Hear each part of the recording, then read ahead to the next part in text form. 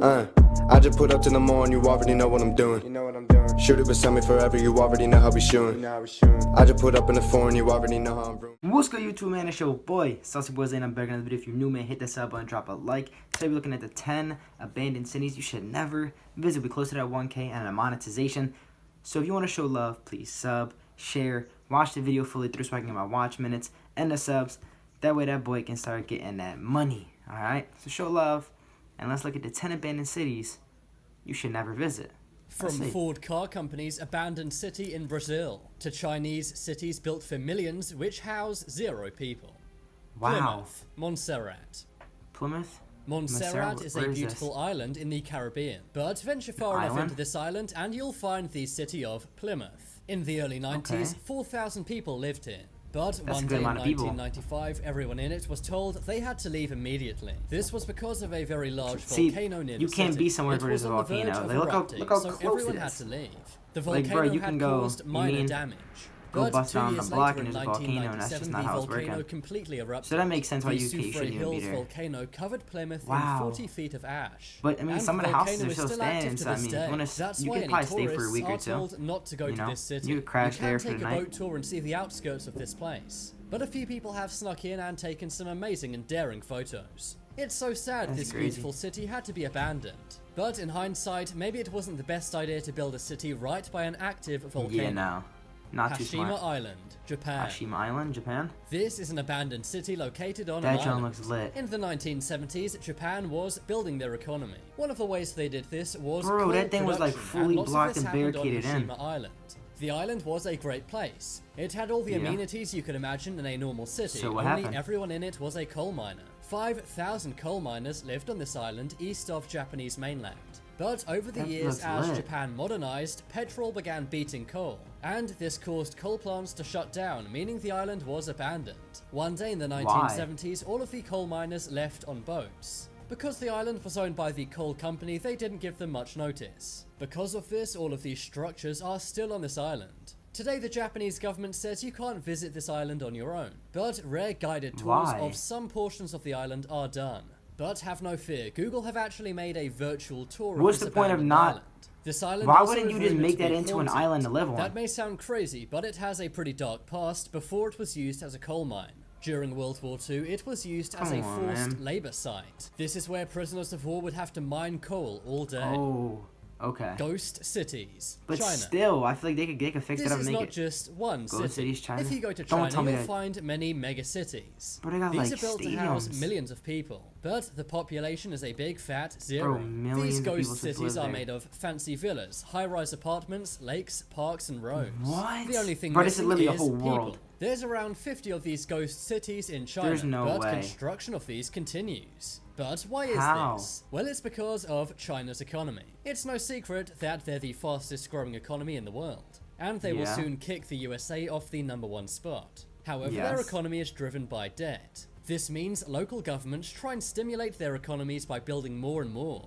They hope this will stimulate the property market, creating a housing bubble. It's said that China has around 70 million empty apartments. But you would not want to go to one of these ghost towns. For one, all of the architecture looks the same, so you may get lost and not be able to find your way out. Not only that, if anything bad happened to you, there's no one around to help. There are no citizens or police for miles around these cities. Definitely be on some and because some are still in the process of being built, there's many dangerous construction apparatuses all over the place.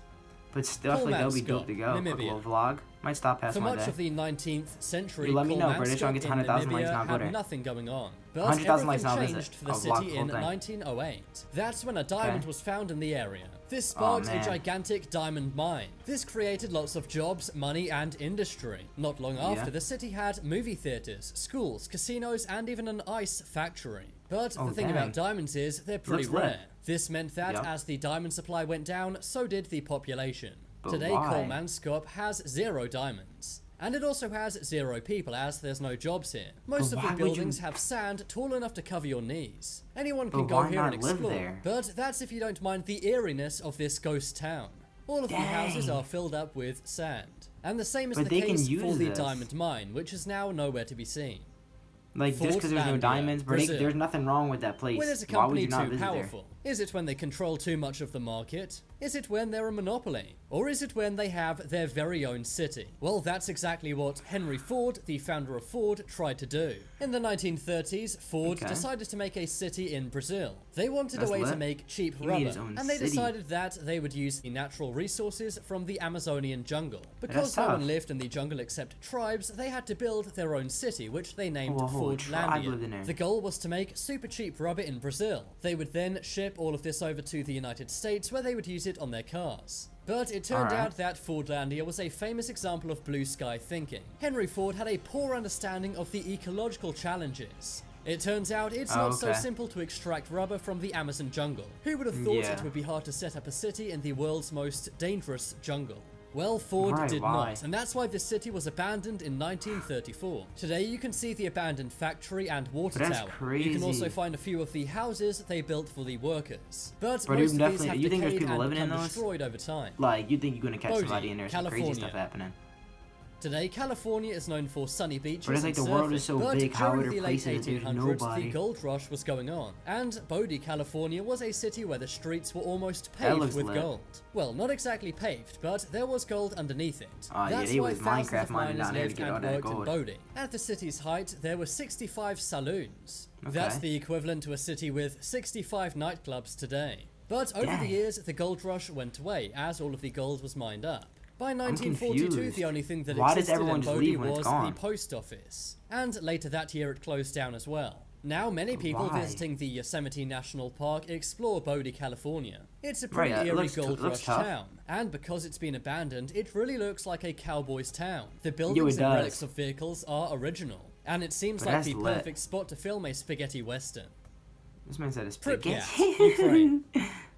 The date was the 26th of April, 1986. Reactor number 4's core at the Chernobyl nuclear plant exploded. And this meant that the 50,000 residents in the nearby Pripyat had to leave. They had pretty much no time to pack their belongings and had to leave in a matter of hours. It used to be a great Soviet city. There was a fairground and also large apartments. There were also factories in the area too, meaning many people lost their jobs when Chernobyl happened. But today the only thing living in the city is nature. Everywhere is totally overgrown, and it's still too contaminated for anyone to live in it. The radiation has fallen enough for you to walk around for a few hours, but if you lived here, this would be terrible for your health. So when will this place be safe again? Well, the actual nuclear plant will be safe in 20,000 years. And the surrounding area, for example, Pripyat, will be safe in 3,000 years, according to experts. Although by then we'll likely be living on Mars. Varosha, Cyprus. In the 1970s, Varosha, Cyprus was said to be a millionaire's playground. The world's top celebrities would visit, and there were boats, luxury cars and hotels all over the place. But all of that changed in August of 1974. That was when Turkey invaded Cyprus. Varosha's 15,000 residents fled the city. Because they thought they would return once the war was over, they left all of their valuables and livelihoods behind. But there's been ongoing tensions in the region ever since. Look at the buildings, and that's why no one has ever ventured back to this city. Recently, there was talk of trying to get this place going again. But they worked out it would cost 12 billions to make the decrepit buildings livable again. So we likely won't see this former luxury city open anytime soon. Why not? North Brother the beaches right there. New York. North Brother Island, New York. Did you know that there's an abandoned island in New York? The 20-acre island is totally isolated. In the 1800s, it was a pandemic hospital to quarantine people with smallpox. But by the 1960s, it was totally abandoned. Today, trees and vegetation have taken over the island, and the city of New York has banned anyone from going onto it. But now it's time to make your voice heard. Comment below which of these abandoned cities you would want to go to. Where would y'all visit? I mean, none of them really seem too bad. Honestly, they all seem like there's just nobody there. It costs money to fix everything. I would visit all 10 of them. I mean, there's nothing wrong with any of the cities, man, but I hope you guys did enjoy. If you new, hit that sub button, drop a like, give me the 1K and a 4,000 watch hours so that boy can get monetized, and I'm out.